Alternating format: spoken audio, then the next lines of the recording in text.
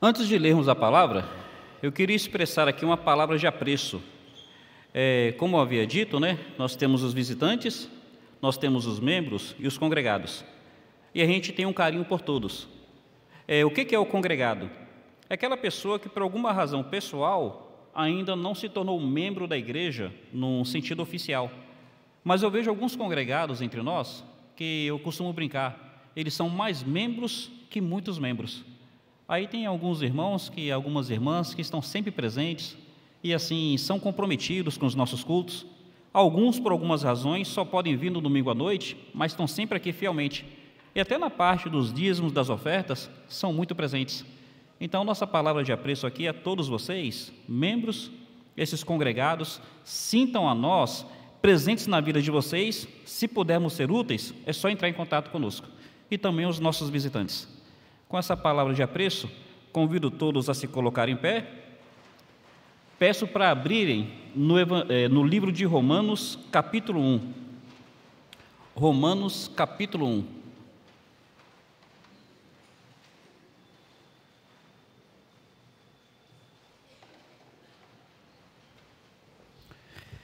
Romanos, capítulo 1.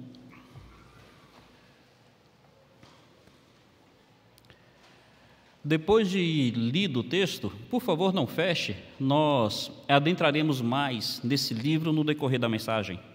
Romanos, capítulo 1, verso 16. Verso 16.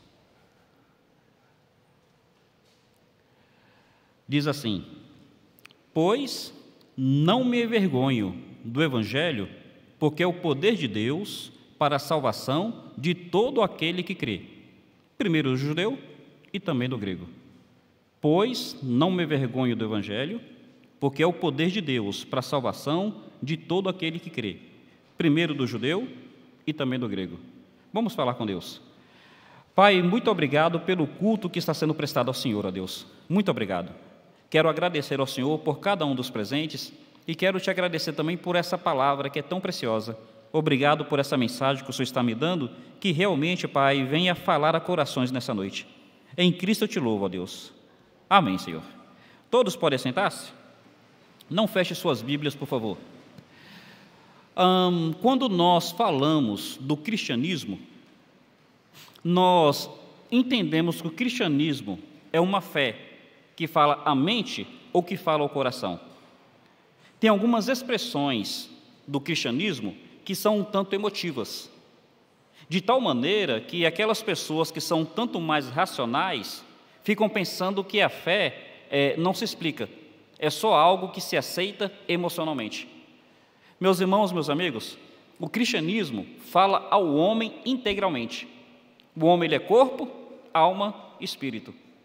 O cristianismo alcança o homem na sua integralidade. Por exemplo, Jesus Cristo, ele assistiu ao corpo das pessoas. Ele alimentou os famintos. Mas ele também levou as pessoas a pensarem na alma. Ele disse: não trabalhai pelo pão que perece, mas por aquele que dura para a vida eterna. Então, eu gostaria de, hoje à noite, compartilhar a palavra de Deus, falando um pouco mais à mente, falando um pouco mais ao intelecto, na expectativa de que o Espírito de Deus traga algo à alma, ao coração. Então, o que nós estamos tendo aqui? O livro de Romanos, ele é conhecido como o Evangelho segundo Paulo. Nós temos 4 evangelhos. O de Mateus falou da vida, morte e ressurreição de Cristo. Marcos, vida, morte e ressurreição de Cristo. Lucas, vida, morte, ressurreição de Cristo. E João, vida, morte, ressurreição de Cristo. Mas Paulo, ele não vai falar necessariamente da vida de Jesus Cristo, até porque ele só conheceu Jesus Cristo depois que Cristo ressuscitou. Ele vai falar sobre o porquê do Evangelho. E eu gostaria de refletir sobre isso, a essência do Evangelho. O que é o Evangelho realmente? Paulo, ele começa com uma figura de linguagem que é chamada de litotes. Quando você vai estudar gramática, você sabe que existem algumas figuras de linguagem. Entre elas, existe uma que se chama litotes. O litotes é quando você fala algo, você quer dizer algo, falando o contrário. Então, litotes é isso. Você quer dizer algo falando o contrário. Quando ele diz, não me envergonho, ele quer dizer que ele se orgulha. Então, é isso que ele está dizendo. Olha, quando ele fala, não me envergonho do Evangelho, ele quer dizer assim, ó, eu me orgulho do Evangelho. Eu me alegro com o Evangelho. Então, a essência do Evangelho, quando compreendida, alegra o coração de quem crê. Por que isso alegra o coração de Paulo? Por que isso alegra o coração dos crentes? Evangelho quer dizer boas novas. Quais são as boas novas das quais Paulo vai falar? Ele diz, não me envergonho do Evangelho, ou me alegro com o Evangelho, porque ele é o poder de Deus. Essa palavra poder é dínamos, que nós usamos para descrever dinamite. Então, a palavra dinamite vem de dínamos, que é o que está sendo posto aqui, o poder. O Evangelho é a dinamite de Deus. Mas sabe qual a diferença da dinamite de Deus para a dinamite de Nobel? Alfred Nobel foi quem inventou a dinamite. É que a dinamite de Nobel destrói. A dinamite de Deus, que é o Evangelho, constrói. A dinamite de Nobel derruba.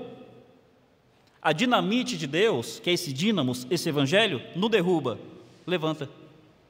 Meus irmãos, meus amigos, eu gostaria de falar da essência do Evangelho. Esse poder de Deus que não derruba, mas levanta. Que não destrói, mas constrói.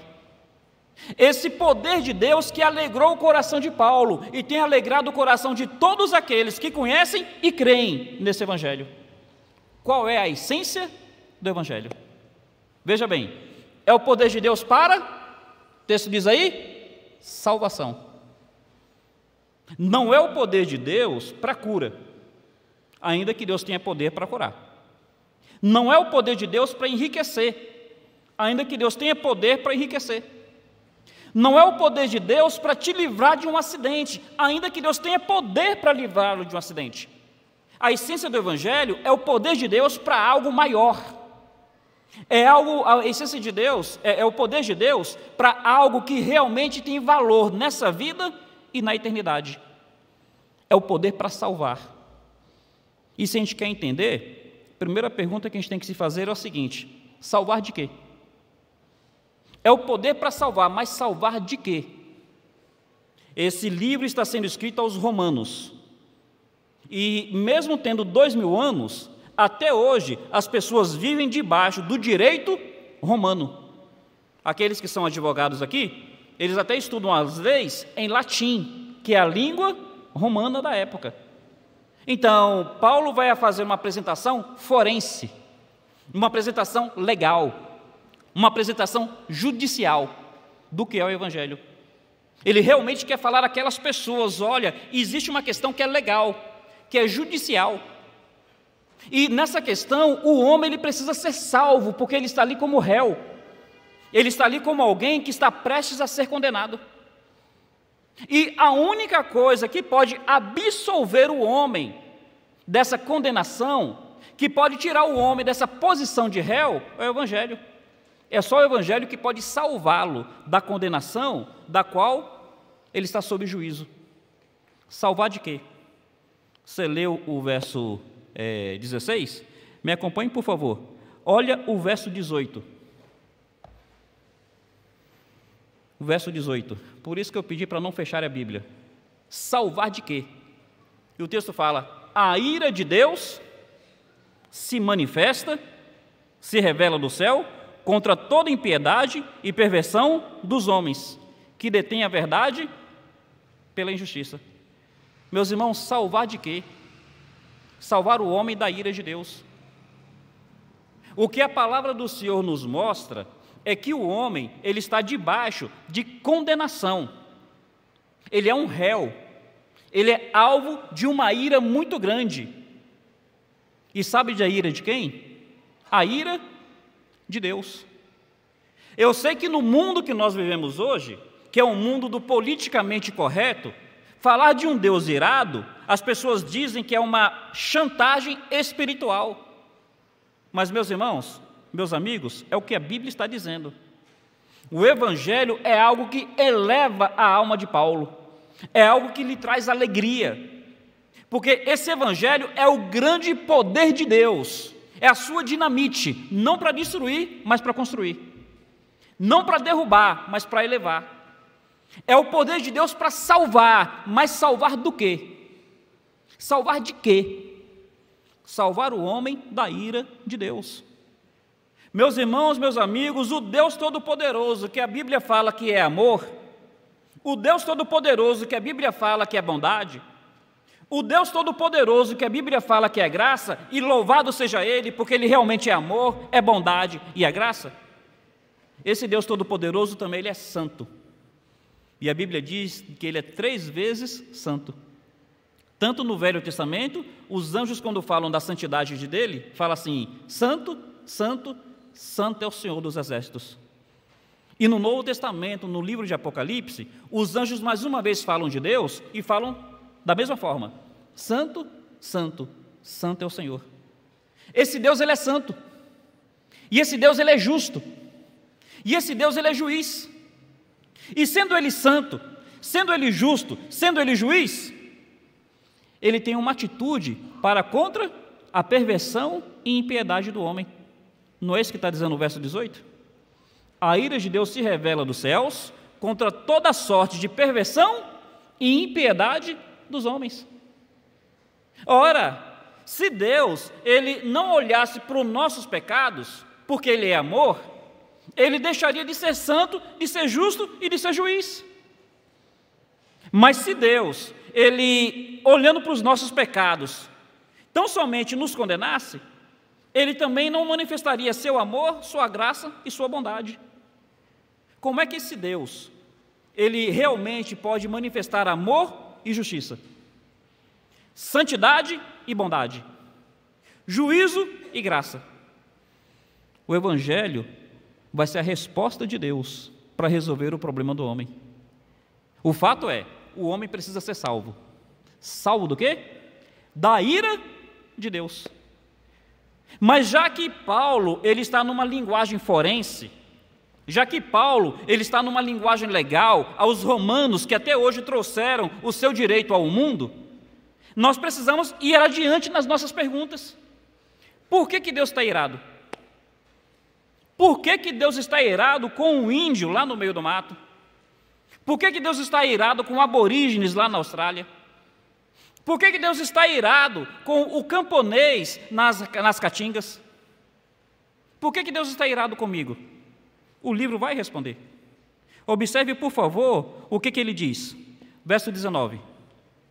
Porquanto, o que de Deus se pode conhecer é manifesto entre eles, porque Deus lhes manifestou. Todos os homens têm conhecimento de Deus. É o que Paulo está dizendo aqui em Romanos. Olha o verso 20. Porque os atributos invisíveis de Deus, assim o seu eterno poder, como também a sua própria divindade, claramente se reconhecem desde o princípio do mundo, sendo percebido por meio das coisas que foram criadas. Tais homens são, por isso, indesculpáveis. Paulo está dizendo, olha, ser humano nenhum pode dizer que nunca imaginou que existia um Deus. Ser humano nenhum pode dizer isso. Por qual razão? Porque seja onde for, nós nos deparamos com a criação.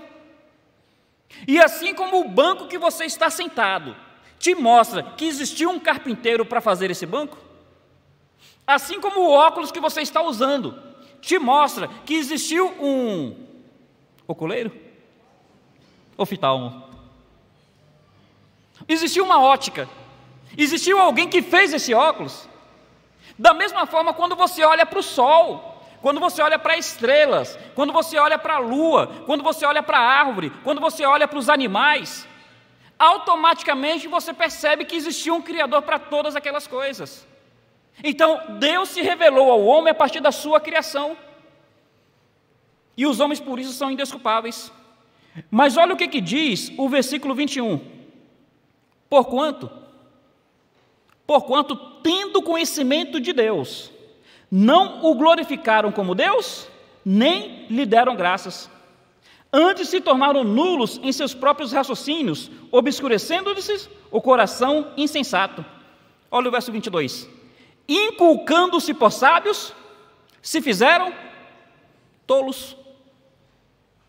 O homem se tirando uma de sábio. Olha, tenta imaginar aqueles que defendem o Big Bang.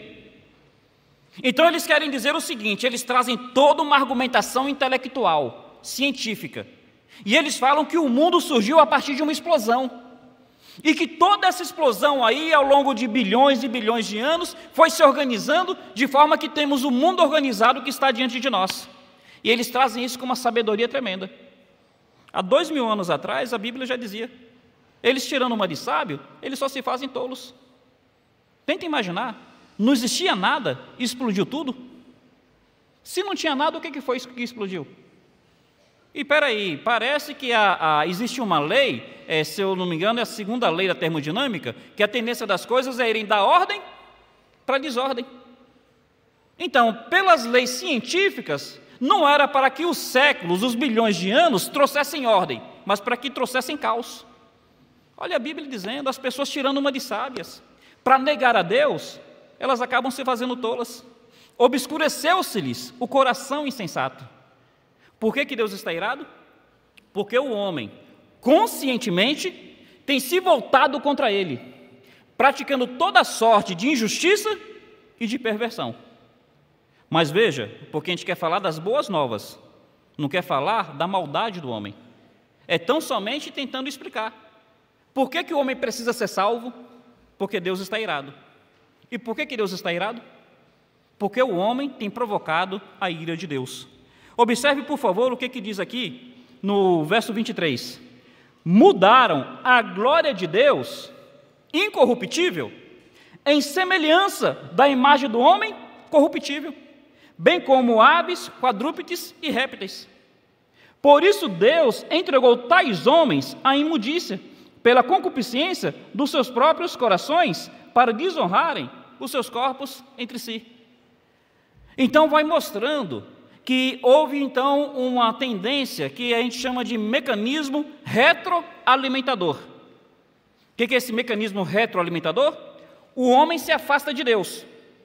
E porque o homem se afasta de Deus, Deus se afasta do homem. E como Deus se afasta do homem, o homem fica cada vez mais afastado de Deus. E o homem cada vez mais afastado de Deus, Deus fica cada vez mais afastado do homem. Então, já que o homem decidiu negar a verdade de Deus, o próprio Deus entrega o homem a um coração mentiroso. Fato é, existe um grande problema. Existe um problema terrível. E esse problema terrível tem despertado a ira de Deus. E o homem precisa ser salvo dessa ira. Mas, meus irmãos, meus amigos, para a gente poder seguir adiante na nossa linha de raciocínio, eu gostaria só de mostrar como é que o homem ficou. Olha o verso 29.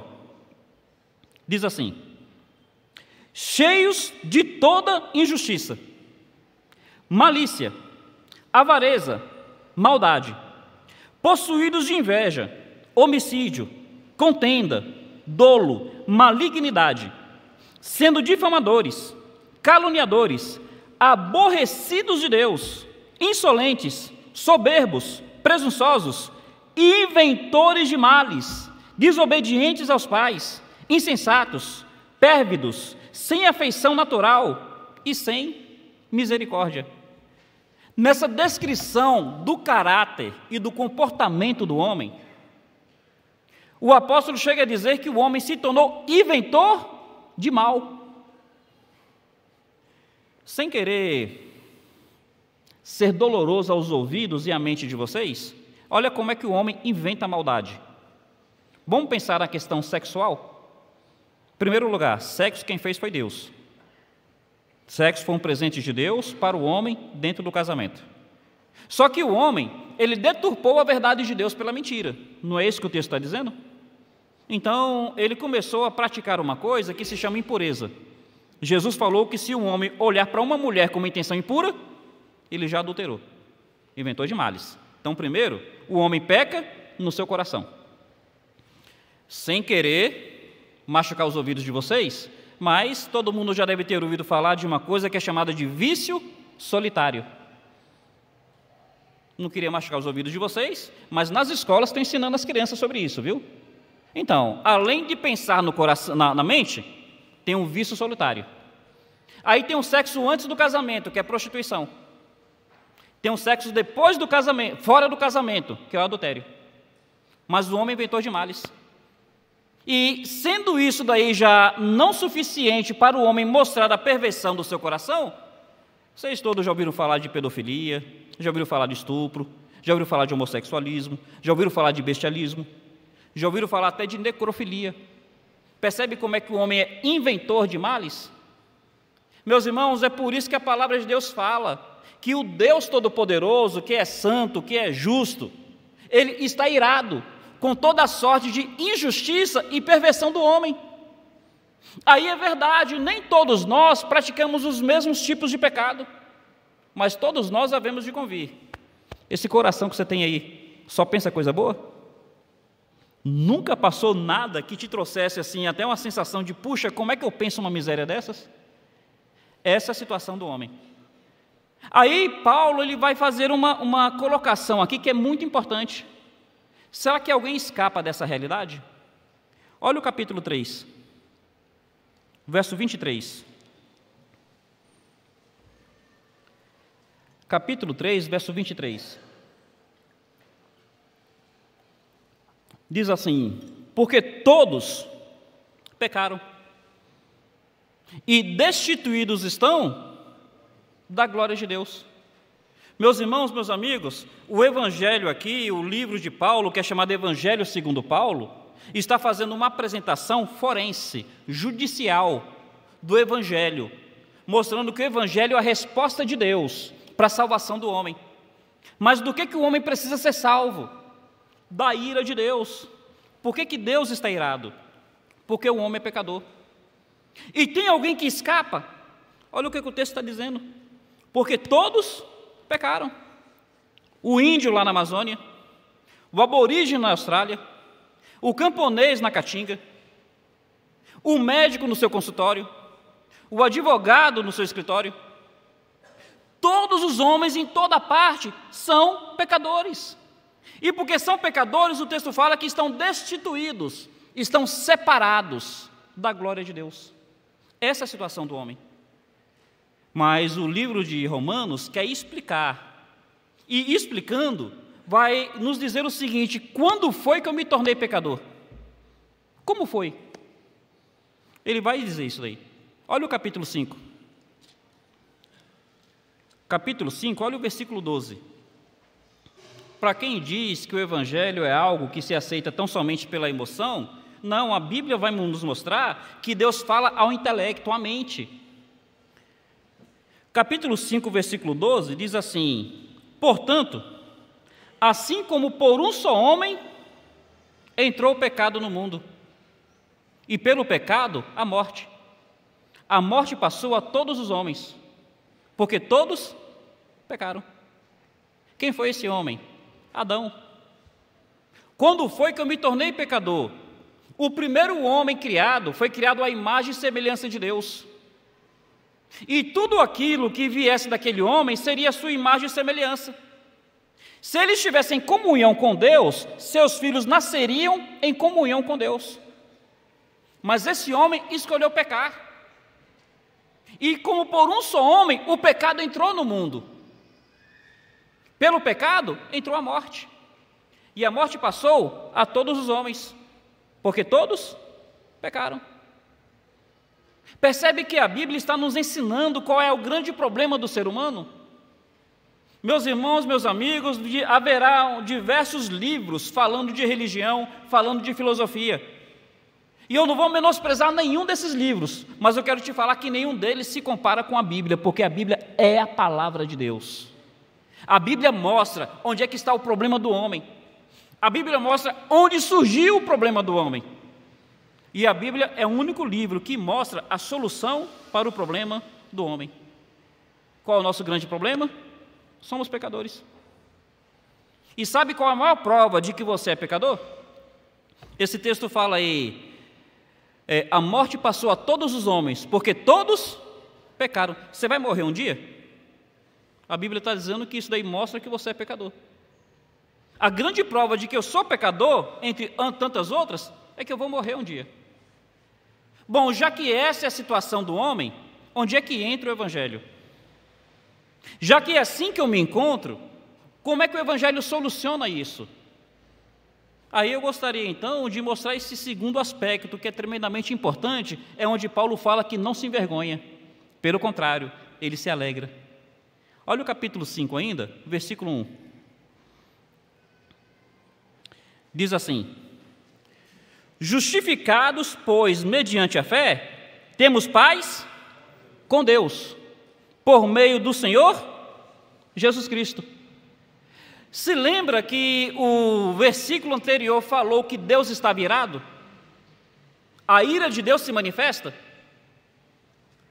Parece que por meio de Jesus Cristo, Deus deixou de ter ira comigo e agora nós estamos em paz. Não é isso que o texto está dizendo? Tenho paz com Deus. Ora, eu sou pecador. Eu realmente despertei a ira do Deus Santo. Eu desonrei a sua justiça. Eu estava debaixo de juízo, mas agora eu estou em paz. Entre Deus e eu não tem mais uma peleja, não tem mais algo pendente. Aquele tribunal onde eu estava sendo julgado e onde Deus cobrava de mim que eu sou réu, aquele tribunal já foi resolvido. Como é que foi resolvido? Por meio do nosso Senhor Jesus Cristo. E o que aconteceu? Você está aí no capítulo 5, verso 1, olha o verso anterior. O verso anterior diz assim: o qual foi entregue por causa das nossas transgressões e ressuscitou por causa da nossa justificação. Onde é que o problema foi resolvido? Onde é que a questão foi tratada? Foi no sacrifício do Senhor Jesus Cristo. Ele foi entregue por causa das nossas transgressões. Se lembram? Deus é santo, Ele é justo, Ele é juiz, Ele precisa punir o pecado, Ele precisa punir a injustiça. Mas Ele também é amor, Ele é graça, Ele é misericórdia. Ele não quer fazer com que o homem sofra, mesmo que o homem mereça. E onde é que a justiça e a misericórdia de Deus se encontram? Onde é que a santidade e a graça de Deus se encontram? No sacrifício do Senhor Jesus Cristo. Ali Ele manifestou sua ira justa, mas ali também Ele se manifestou sua graça maravilhosa. Então Cristo, Ele foi moído pelas nossas transgressões. Não é isso que o texto diz? Um verso da Bíblia que eu sou apaixonado, diz assim: o castigo que nos traz a paz estava sobre Ele, e pelas suas feridas é que nós fomos sarados. Jesus Cristo disse que Ele não veio para ser servido, Ele veio para servir e dar a sua vida em resgate de muitos. Meus irmãos, onde é que a situação do homem é resolvida? Na pessoa do Senhor Jesus Cristo. E o que é que a Bíblia nos ensina? O que é que o livro de Romanos está nos falando? Que o homem, ele está diante de duas realidades. A primeira, a realidade da ira de Deus. E a segunda, a realidade do Evangelho, que é o poder de Deus para nos salvar. Salvar de quê? Da ira. E aí veja como é que o apóstolo, ele vai desenvolver o seu argumento. Você está aí no capítulo 5? Vai um pouquinho para o final. Capítulo 5, versículo 20, diz assim, 5 verso 20, sobreveio a lei para que avultasse a ofensa, mas onde abundou o pecado, superabundou a graça. Lembra aquela descrição que foi feita do homem? Que o homem, conhecendo a Deus, o rejeitou como Deus? Que o homem se tornou insolente, blasfemo, e foi falando de vários defeitos de caráter e de comportamento, e chegou ao ponto de dizer que o homem é inventor de males. Então, olha o tanto de pecado abundando, o tanto de pecado abundando. Aí realmente, se eu for olhar para a minha vida, tem pecados e mais pecados. Pecados cometidos, pecados intencionados e pecados pensados. Mas glória a Deus, porque onde abundou o pecado, superabundou a graça. O fato é que em Jesus Cristo todos os meus pecados são perdoados, de forma que agora eu tenho paz com Deus por meio do Senhor Jesus Cristo. É esse o Evangelho, essa é a essência do Evangelho. Meu amigo, o que a palavra do Senhor está dizendo é que entre você e Deus não precisa mais haver inimizade, porque em Jesus Cristo houve reconciliação. Em Cristo, a paz. E veja algo maravilhoso para você pensar. O apóstolo, ele vai descrever a sua experiência, e ele vai dizer aqui no capítulo 7, verso 24. Ele diz assim: desventurado homem que sou, quem me livrará do corpo dessa morte? Essa tradução fala desventurado. Tem tradução que fala miserável, mas tem uma tradução mais forte, que fala desgraçado. É até uma palavra assim que quando eu era menino eu falava, minha mãe me batia, porque a gente entendia que era palavrão. Mas não é uma palavra muito agradável mesmo. Mas veja a força da tradução. Desventurado, miserável, desgraçado. Minha mãe me colocou tanta culpa com essa palavra que até hoje eu fico com vergonha de dizê-la. Mas tem tradução que diz assim. Ele fala: miserável homem que sou, quem me livrará do corpo dessa morte? Sabe do que ele está falando? Naquela época, existiam várias formas de punir o crime. E uma das maneiras de punir um assassinato, você pegava o corpo que foi assassinado e amarrava no assassino. E fazia com que o assassino ficasse preso àquele corpo de forma que ele não pudesse se soltar. E aí você soltava esse assassino no deserto. E esse assassino, ele sentia o peso do defunto nas costas dele, e aquele defunto ia entrando em estado de decomposição. Aí ele ia andando pelo deserto, às vezes ele não aguentava o peso, ele caía e ficava aquele cadáver em cima dele. E ele ficava sentindo o mau cheiro do cadáver entrando em decomposição. O seu corpo ali ficava todo pegajoso, com o corpo em decomposição. E ele sentia o mau cheiro e vinha então aqueles insetos, aquelas larvas escorriam sobre ele, e vinham as aves de rapina. E ele tentava correr daquelas aves, mas o peso do corpo não permitia que ele corresse, ele ficava sempre tropeçando e caindo. Aí o apóstolo Paulo está dizendo o seguinte: olha, diante da condição pecadora que eu tenho, eu peco querendo e eu peco sem querer. Tem hora que eu tento fugir do pecado, mas o pecado me encontra, eu não consigo fugir dele. Ele fala: miserável homem que sou, quem vai me livrar desse corpo em decomposição, desse corpo em putrefação? Quem vai me livrar dessa miséria do pecado? Essa é a condição do homem. Mas lembra, onde abundou o pecado, superabundou. Olha o verso 25. Graças a Deus por causa de Jesus Cristo. No verso 24, ele fala miserável ou desgraçado. Mas no verso 25, ele fala graças a Deus. Percebe que ele sai do vale para o monte? Ele sai da depressão para a alegria? Ele sai da miséria para a graça? Minha condição natural é de miséria porque eu sou pecador. Eu estou destituído da glória de Deus. Minha condição natural é de cada vez eu me afundar no meu pecado. Mas graças a Deus, porque onde abundou o pecado, superabundou a graça. Através de quem? De Jesus Cristo. Esse é o Evangelho. O Evangelho consiste em dizer que nada em mim pode resolver o meu problema. Todos pecaram, estão separados da glória de Deus. Só que Deus, Ele é tremendamente amoroso. E sabe onde é que Ele manifesta o amor dEle? Capítulo 5 de novo, olha o versículo 8. Tudo no livro de Romanos. Versículo 8 diz assim: mas Deus Mas Deus prova seu amor para conosco pelo fato de Cristo ter morrido por nós, sendo nós ainda pecadores. Então, olha, miserável homem que sou, mas graças a Deus por causa de Jesus Cristo. Então, Paulo vai dizer que o homem está diante dessas duas situações: a miséria da sua condição natural, mas a graça que há em Cristo. A ira de Deus sobre ele, mas o poder do Evangelho para salvá-lo dessa ira. E vai dizer o seguinte, estou caminhando para o final.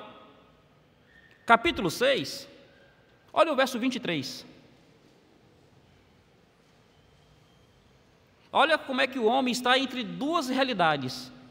Capítulo 6, verso 23, diz assim: o salário do pecado é a morte. Salário é recompensa. O que meu pecado merece? A morte. O que eu mereço por ser pecador? A morte.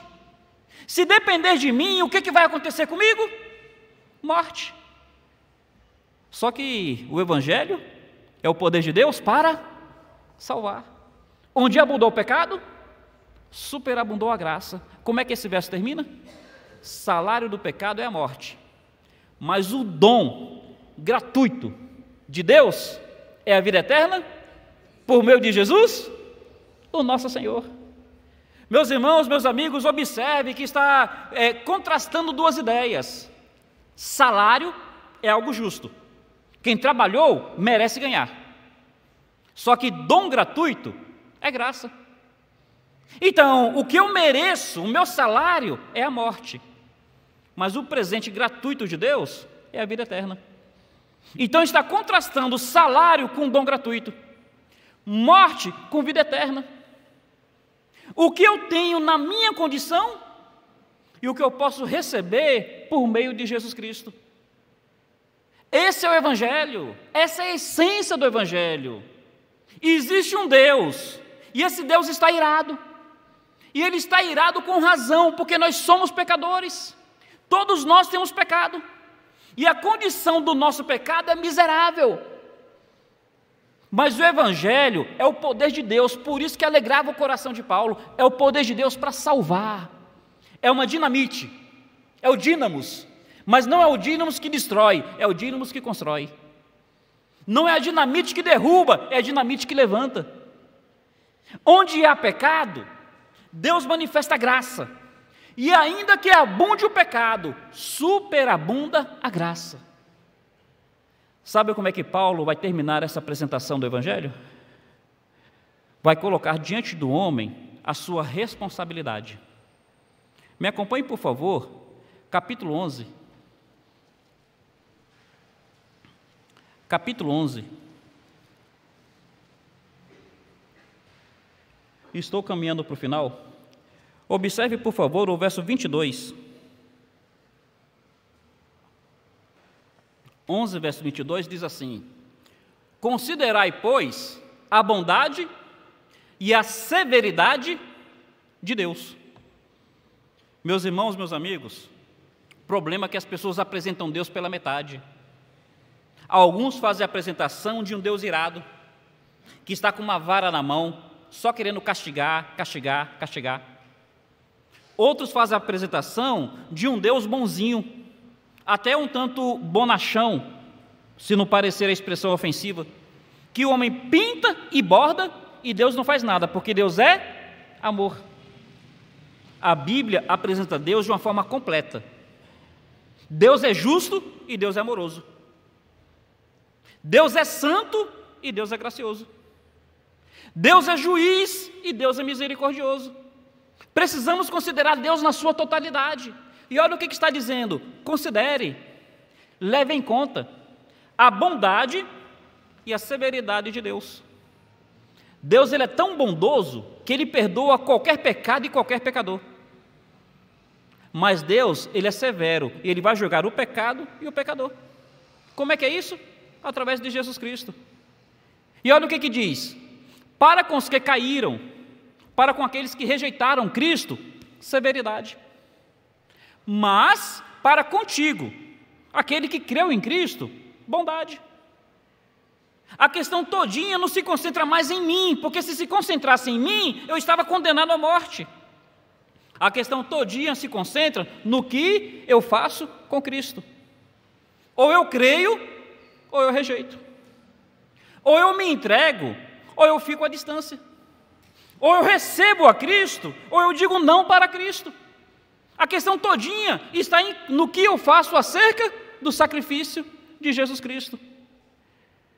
Então, meus irmãos, meus amigos, terminando essa apresentação do livro de Romanos, que é chamado de Evangelho segundo Paulo, quero deixar 2 versos finais. Capítulo 10 diz assim, versículo 9. Capítulo 10, versículo 9. A saber, se com a tua boca confessares a Jesus como Senhor, e em teu coração creres que Deus o ressuscitou dos mortos, serás salvo. Percebe por que Paulo ele diz que ele não se envergonha do Evangelho? Pelo contrário, ele se orgulha, ele se alegra com o Evangelho. Paulo vai fazer uma apresentação tremendamente profunda, teológica, forense, judicial. Mas mesmo com essa apresentação profunda, forense, teológica, judicial, ele também apresenta de uma maneira muito simples, muito clara e muito objetiva. Se com a tua boca confessares. Tem algo mais claro que isso? E em teu coração creres. Tem algo mais objetivo que isso? Serás salvo. Tem algo mais simples do que isso? E ele vai insistir em dizer da seguinte maneira, versículo 13: porque todo aquele que invocar o nome do Senhor será salvo. Lembra do ladrão na cruz? Aquele homem foi um facínora, foi um malfeitor. Ele cometeu atos que trouxeram sobre ele a pena de morte. E se aquela descrição da morte com o defunto amarrado no seu corpo, se aquela descrição já te causa uma consternação, a crucificação era muito pior do que isso. Pior forma de pena de morte que existia era a crucificação. Aquele homem foi tão terrível que sofreu a pior pena de morte conhecida na época. Mas onde abundou o pecado? Superabundou a graça. Aquele homem olhou para Jesus Cristo e disse assim: Senhor, lembra-te de mim quando entrares no teu reino. O que a Bíblia está dizendo?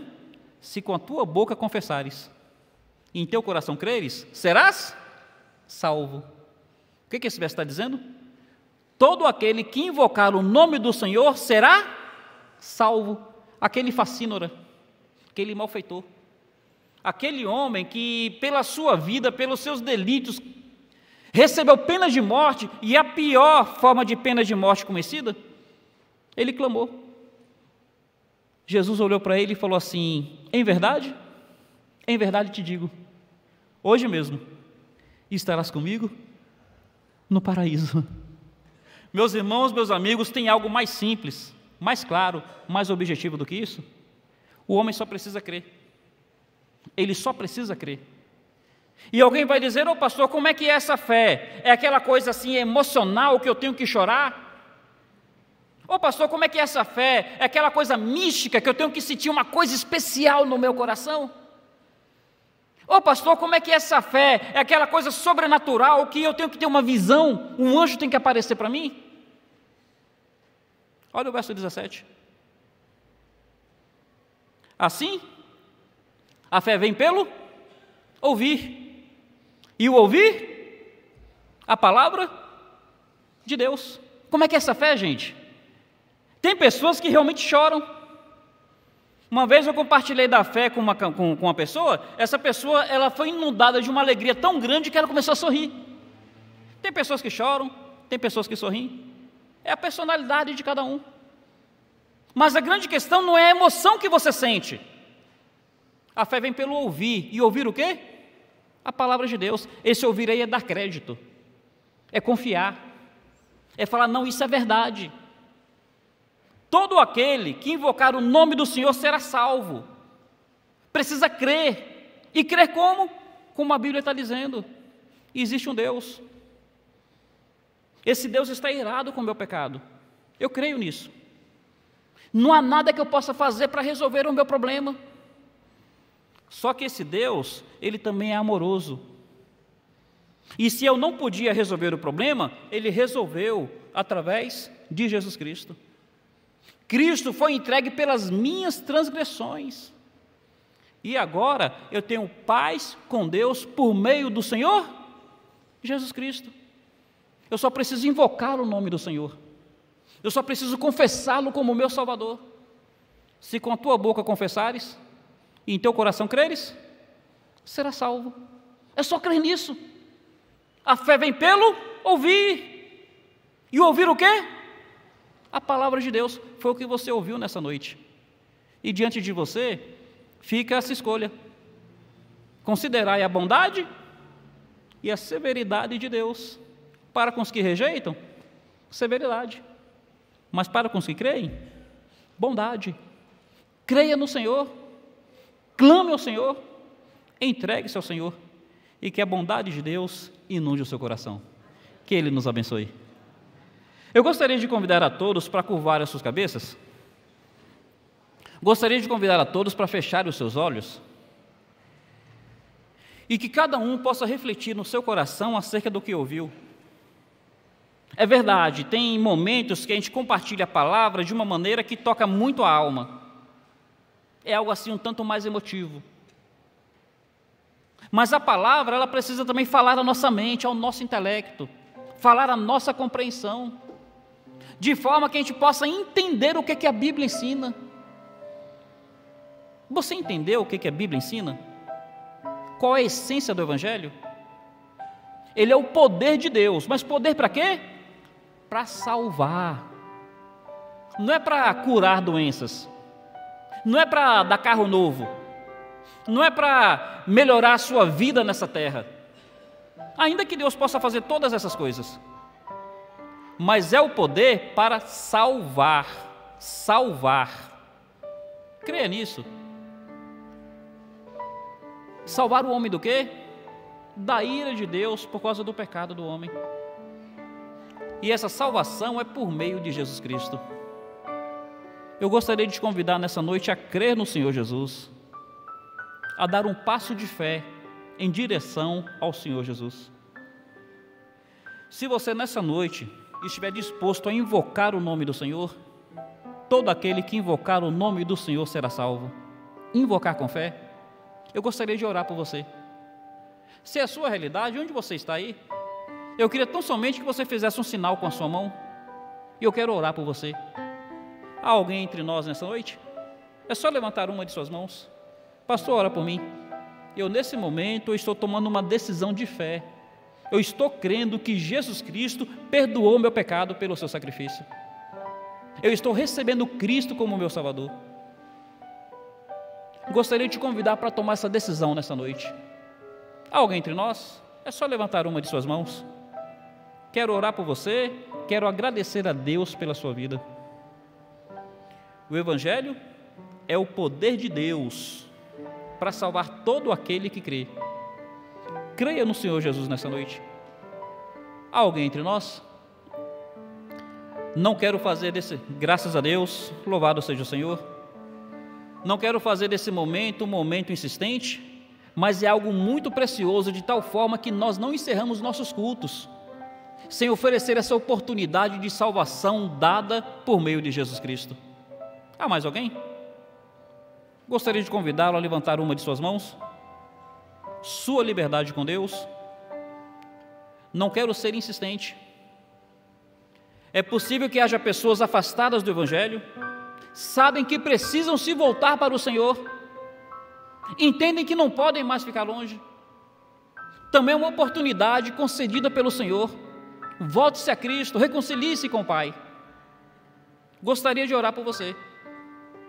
Pessoas que têm ouvido do Evangelho já há muito tempo, mas até hoje não fez uma decisão, não fez uma entrega. Até quando? Eis o momento oportuno dado por Deus. Tão somente volte para o Senhor. Há mais alguém? Levante uma de suas mãos. Convido todos a se colocarem em pé. Nós vamos cantar aquele hino, As Novas do Evangelho já se fez ouvir aqui. Se eu não me engano, é o hino 188 do Cantor Cristão. Enquanto nós cantamos, gostaria de oferecer a oportunidade da seguinte maneira. Nós vamos cantar apenas a primeira e a última estrofe, 188 do Cantor Cristão. E nós gostaríamos de fazer da seguinte maneira. Teve uma pessoa que levantou uma de suas mãos. Eu queria convidá-la para vir à frente, se ela sentir liberdade, para nós orarmos por ela. Talvez haja entre nós pessoas que já tomaram uma decisão, mas nunca manifestaram publicamente. Se sentir essa liberdade, eu convido para vir à frente também. E talvez haja entre nós pessoas que não tomaram a decisão àquela hora, mas gostariam ainda de aproveitar a oportunidade. Então, enquanto nós cantamos, se mais alguém quiser publicar a sua fé no Senhor Jesus Cristo, venha à frente, queremos cumprimentá-lo e orar por você. 188 do Cantor Cristão. Primeiro e última estrofe.